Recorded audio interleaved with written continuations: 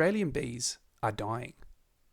There are more than 1,600 native bee species, plus honeybees. And climate change, along with the varroa mite, is making it harder for them to survive. They play an incredibly important role in agriculture, pollinating our food crops. But between 2006 and 2016, more than 100,000 commercial honeybee hives were lost. That's more than 20% of honey-producing hives lost in a decade. So how does woodworking help? Well, this has nothing to do with timber milling or forestry like you're probably thinking. No, this is about how one small project for your garden can attract native bees and get them thriving. And this video will also give you an insight into why woodworking has become my happy place.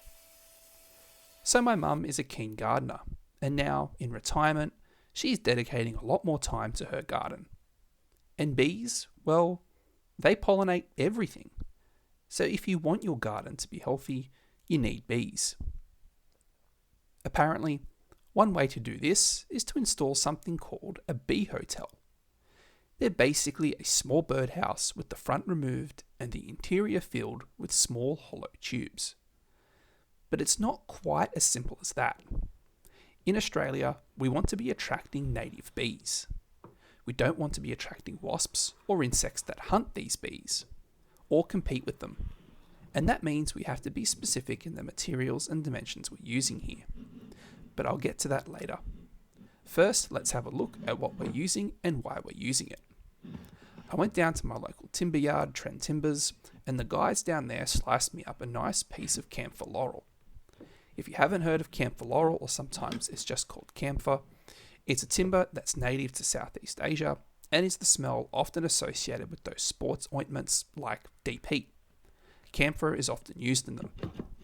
But in Australia, camphor is an invasive tree species, and while it smells nice and has some great antibacterial properties, it can still be damaging to our natural ecosystems. So any project when I can use camphor, I jump on it. And I'm using it in this project, mainly because it's cheap and this project is going to live outside in direct sunlight. It's still a hardwood and does fairly well outdoors, but I wasn't spending the money on a really high quality hardwood like blackbutt, only for it to be used to attract animals. I got hold of this rough sawn, but I milled it up at my local woodworking co-op, as they have a 12-inch jointer and commercial grade thicknesser, both with helical heads. If you have a local woodworking co-op or a men's shed or something with milling machines that you yourself don't have or are in fact miles better in quality, I encourage you to go down there one day, and for these guys it's a nominal fee. It's about $5 every time you go down there, and it's an annual fee of about $50. So really, when it comes to time and actually working on your woodworking with a group of people who are doing something similar to you or doing a different project, it's quite nice to have that sense of community when you're building things. And my local woodworking co-op is a great bunch of people. I do feel a little bit out there, even though I'm in my 30s. I'm one of the youngest there that's joined, but apparently people join as young as 14. And there's a lot of people doing different projects, whether they're on the lathes and they're turning things, whether they're making little art projects with scroll saws, or there are people like myself doing slightly larger projects, or perhaps they're putting together some kind of steam bending box, as was happening the last time I was there. And throughout this build, you're also going to see my shop change, mainly because I'm gradually upgrading it and I was making this project alongside several others. Gone is that large piece of form ply that many people were concerned about in my last video, and I've replaced it with a much smaller but sturdier workbench. And the table saw has also moved positions. In many ways, my shop is beginning to better reflect me as a woodworker. It's no longer something I haphazardly do when the moment presents itself. I actively schedule time to do projects and ensure I'm enjoying time in the shop. In terms of skills that I'm learning, well, this project is fairly basic. A few simple rabbets along with butt joints and brad nails are going to do the job. It's not that I was avoiding any more complex joinery, it's that I broke Ron Swanson's key rule. Don't half-ass two things, whole-ass one thing. I put myself severely behind on constructing this, and well, it had to be finished quickly. But it was also going outside, so I was able to rationalize it by telling myself that animals and the sun will do plenty of damage to it.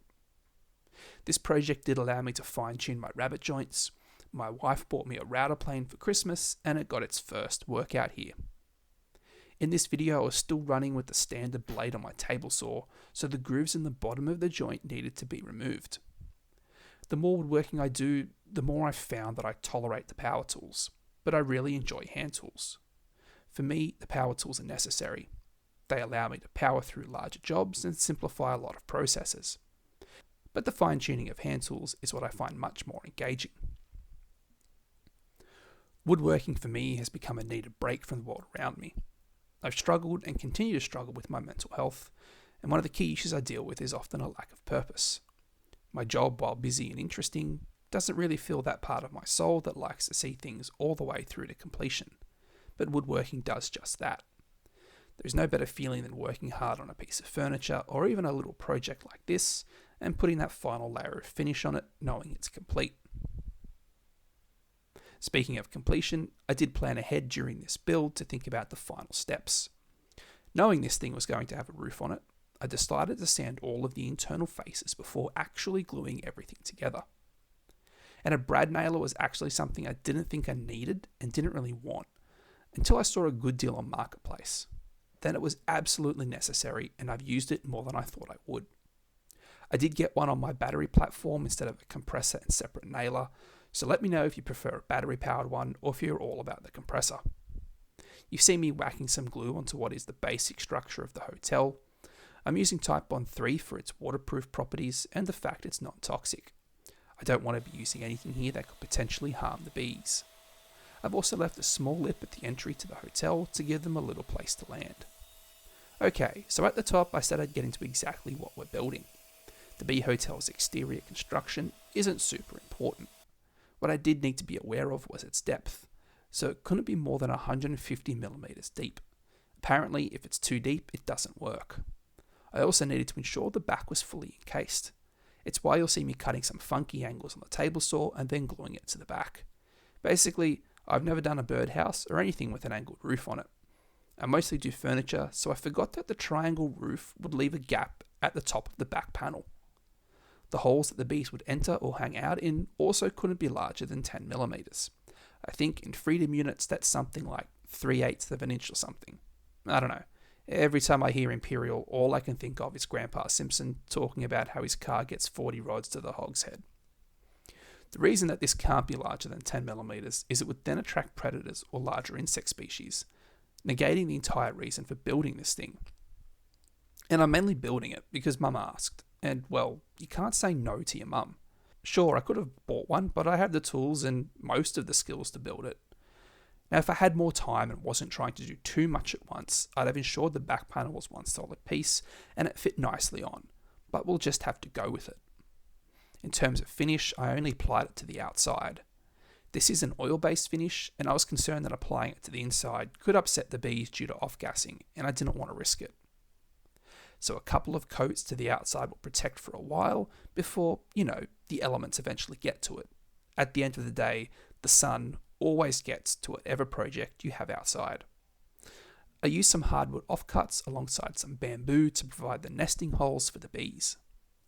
A bunch of different sized holes drilled into the blocks would do the job, and also help ensure I didn't exceed the 10mm diameter required. And it was during this project that I decided that some kind of drill press was going to be a machine that I bought in the future. Let me tell you, driving all of these holes with a handheld drill, a Ryobi, wasn't exactly a great use of my time, nor did it agree with my shoulders. And then it was time to work out how I was actually going to mount this thing. My parents hadn't exactly told me where they wanted to put it. Only their front yard is turfed, while the backyard is a mixture of concrete and paving. I decided that the simplest solution was to add on some hardwood garden stakes just using a few screws. That way, if they chose to install it in their backyard, they could remove the stakes and hang it on their fence or another structure. So, will this work for bees? I don't know. I hope it does. And if you have made it to the end of this video, leave a comment using the word honey so I know you have an attention span longer than a bee.